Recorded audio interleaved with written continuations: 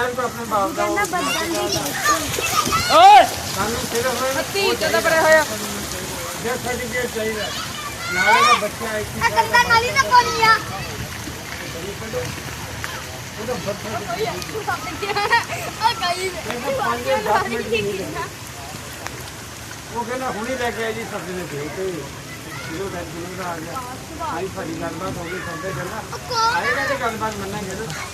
ਸਾਡਾ ਕੋ ਪੁੱਛੀ ਹੀ ਨਹੀਂ ਰੰਗ ਮਾਰ ਲੈ ਕੇ ਆ ਗਿਆ ਤੇ ਫਿਰ ਅੱਗੇ